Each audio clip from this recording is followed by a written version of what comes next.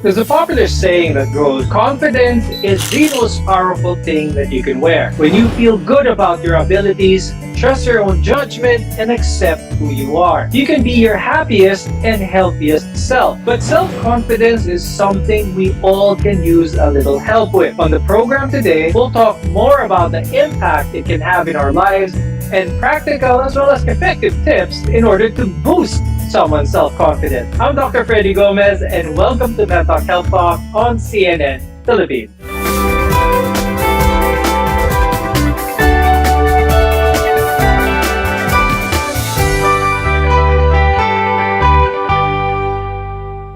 Our guests are here today to give us some practical tips. With us is Luis Angelo Villaruel. He's a psychologist at Kitsugi Sai and Dementia Society of the Philippines. Also with us is Matt Doming, who is a psychologist and life coach from M Psych Services. Self-confidence can significantly improve someone's life, but it's not to be confused with that of arrogance. I'll start the discussion with Luis. Could you tell us what exactly is the definition of being self-confident? Self-confidence is the belief in oneself or the ability to engage adequately with challenges. Appropriate self-confidence requires a realistic sense of feeling secure in one's capabilities. We all need some help in developing this because actually self-confidence is not something we're born with innately. It's something that we develop for ourselves, and it's something that's highly connected with self-esteem, which is the valuation of our own worth. Now, Luis, let's talk about what goes on in the body of someone physiologically, the brain chemicals involved whenever someone has that good self-confidence. Could you talk a little bit more about that? Self-confidence is related mostly to two neurotransmitters, namely dopamine and serotonin. So, as we know, serotonin is the happy hormone. And studies show that high serotonin activity is positively correlated with less anxiety and more confidence. So it's more about how serotonin actually boosts and gives us a greater feeling of confidence. For dopamine, this is more to feel more pleasure. Coach Matt, when it comes to self-confidence, how exactly can having self-confidence improve someone? It involves about being true to yourself, being honest with what you feel, how your attitude in life. No, it has something to do with knowing your strengths and weaknesses. So in that case, you know where you are good at and where you are not good at. So kumbaga, it's both knowing your talents and skills and at the same time your personal limitation. It may be often overlap, self-confidence and self-esteem. Pareho lang ba itong dalawa, or is there a difference between self-esteem and self-confidence? They are really very much interrelated. And I really think that self-confidence is the effect of how we value ourselves, which is in that case called self-esteem. Self-confidence is believe sa sarili eh. Like you are confident that you can do this thing or cannot do this thing. But self-esteem has something to do with how much you value yourself. Do you see yourself in a high value or low value? And it has something to do with different experiences that we had in our life. So the better self-esteem, the higher your self-esteem, mataas ang pagpapahalaga sa sarili, then it follows that your self-confidence is also high. What about the lack of thereof? How does this negatively impact not just relationship, society, but also the mental well-being of someone? Those kasi that have low self-confidence typically believe they can't do things. They believe that they're always going to make mistakes, and they define themselves by those mistakes and their flaws. They believe that they have little or no control over the situation, and this causes them to have all sorts of problems. The thing is, this low self-confidence could be coming from insecurities that they might have that they are not able to deal with on their own. And it could cause a myriad of problems physically and psychologically. So for example, the first problem that they could be experiencing is oversleeping. Because tayo naman, pagka na-overwhelmed tayo, di ba? Minsan natutulog na lang tayo para we get to rest and rejuvenate. However, worst case scenario for someone with low confidence is baka mag-spiral sila in a way na, sige, matutulog muna ako. Then pagising, they still believe that they can't handle the task, pero may madadagdag na task ulit. And then matutulog and repeat, and it gets harder and harder for them to break that cycle. Is it possible that someone has gone through most of their life with having low self-confidence pero hindi nila actually nare-realize ito. There is one thing that we are really bad at, no? For most of us, and that is knowing ourselves. And sometimes we are not even familiar about the things that we need to improve in ourselves, which includes having low self-confidence. And when we talk about having low self-confidence, it has something to do with our experiences in life, especially when we were kids, when we were growing up. Maybe we had experiences with people criticizing us more than praising us, or maybe for some people hindi talaga na na-experience yung ma-praise eh. Yung lagi na lang silang napupunan. And at some point, they live through life, nakasanayan nila na, yeah, I'm shy, I don't really interact with people that well, I don't believe in myself. And for some of them, they think that that's normal. And we know for sure that we are alive, we can still develop ourselves, and we need to develop ourselves. That's why we have, therapy, we have life coaching and all those things to improve ourselves. But of course, for some people, they are not aware that these things are really needs improvement. Now, a lack of self-confidence brings about negativity as well as doubt, and this can impact our physical health. More on this when we return. We're your partner in healthcare. You're watching Med Talk Health Talk.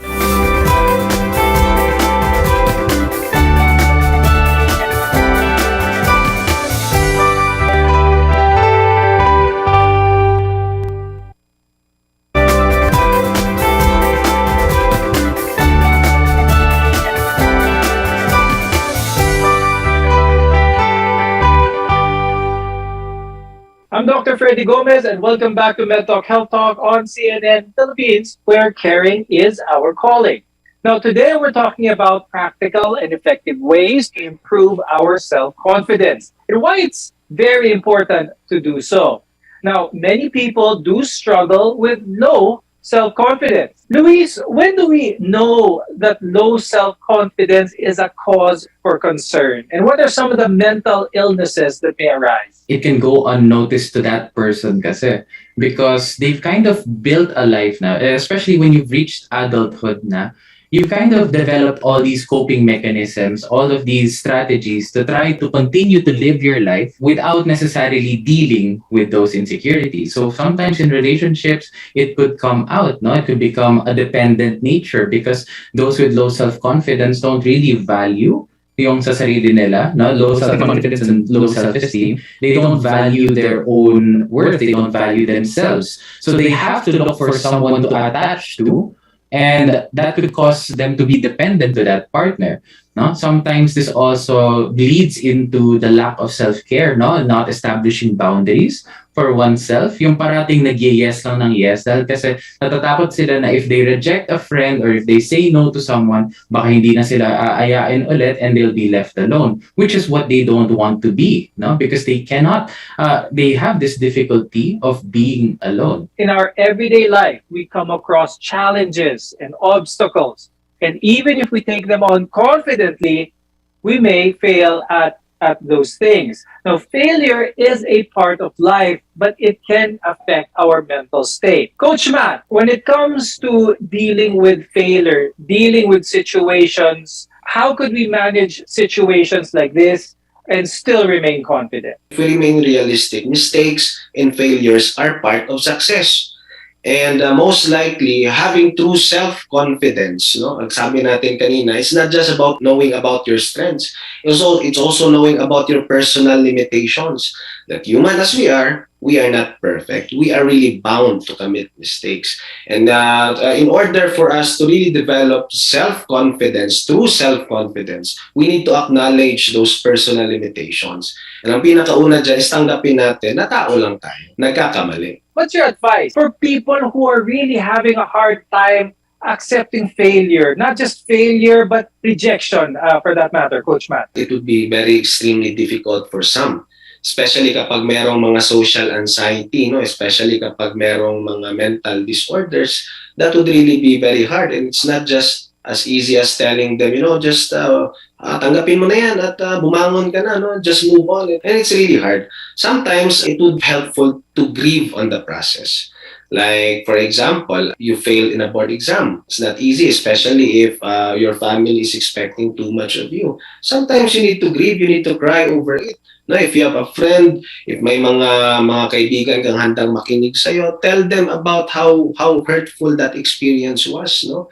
And because grieving about the negative experiences in our life, especially those that really pull down our self-confidence, will really help because it would be, it would release the negative emotions connected to those situations. And if negative emotions is not there, it would be easier for us to be rational. Luis, what can you say about that advice? We have to identify our emotions and be rational.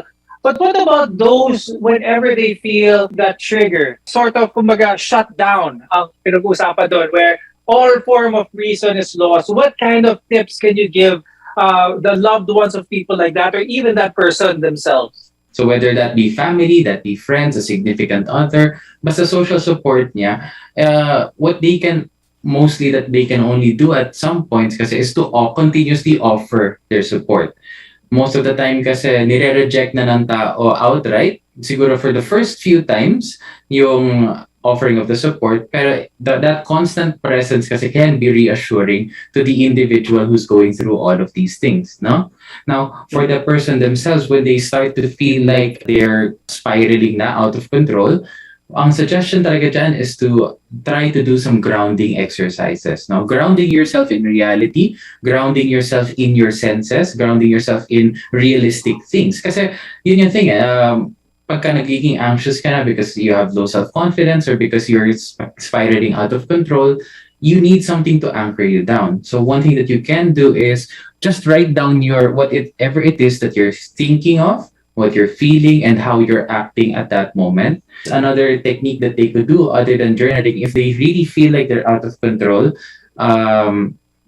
we can actually call it yung mammalian dive reflex. So kahit just splashing water on your face and really with cold water to slow down your heart rate, to slow down your thoughts, to slow down everything about you muna so you can get to that more relaxed position. And then you can count things with your five senses. So for example, 5 things that you can see around the room. What are their properties that you can see? Things that you can smell, things that you can hear, things that you can touch, and maybe even taste. Once you try to activate these 5 senses, kasi it helps you ground yourself into real things, no? Not just whatever's running wild in your head. What are the effective ways to boost your self-confidence? More on this when we return. Your health is our mission here on Med Talk Health Talk. We'll be right back.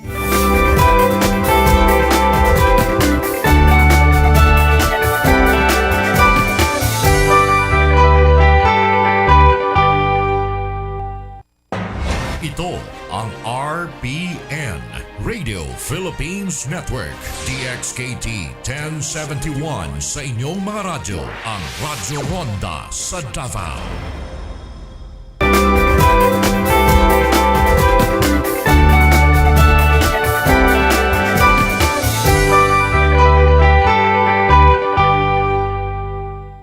I'm Dr. Freddy Gomez and welcome back to Med Talk Health Talk here on CNN Philippines. You can do so much with the proper self-confidence, but building it takes practice. For one, it's hard to feel good about yourself if you're abusing your body. Coach Matt, what are some self-care tips to improve our self-confidence? Eat healthy, sleep well, take care of your body because sometimes in promoting those things that can improve our self-confidence, such as good health, good appearance, then most likely it can also be a factor, additional factor to boost your self-confidence. There are also things that you can do mentally. And number one is to help yourself accept those things that you don't really like in you. Maybe physically, there are a lot of social standards about beauty na sometimes hindi pasok yung ating katawan. Sometimes we are insecure about our skin, insecure about our face and all. But nonetheless, it's really important to accept what we have. No? Kasi again, confidence is accepting your strengths, what's good in you, and those things that you think are not socially acceptable in you. How can someone realize from low self-confidence, naging overconfident naman nila. What are some of the detriments to this? There is a thin line between true confidence and overconfidence, ano? Now, pag ang pinaka number one indicator diyan, you know someone na apparently is confident pero just overconfident is kapag hindi nila alam yung mga personal limitations nila. No? So kumbaga, parang sa sobrang taas ng pag-value nila sa sarili, hindi na nakikita na yung ibang tao may halaga din. Kaya natatapakan yung ibang tao. Like say for example, sa conversation, because you think that you are more superior, then you have all the strengths and all the other people are inferior to you, di masosolo mo yung conversation. Eh. So kumbaga, that would end up detrimental to you as well kasi hindi magkakaroon ng proper communication, lalayo ang mga tao sa iyo. Or for example, sa trabaho, like sinosolo mo lahat ng spotlight na hindi mo na nabibigyan ng proper opportunities yung colleagues mo or sometimes natatapakan mo na rin yung boss mo, then most likely that would create conflict and that would create some bad effects in your career. Luis, when it comes to trying to boost someone's self-confidence, one of the things that is done quite frequently, people are aware it or not, is that they compare themselves with others. Yun yung nagiging basis nila. What can you say about this, Luis?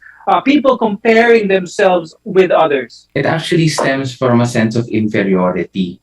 So those with overconfidence kasi, they try to overcompensate naman that inferiority by trying to create a mask in order to control the environment around them because they feel like their own insecurity or their own inferiority is so hard to overcome, they would rather change the world around them than rather change themselves kasi.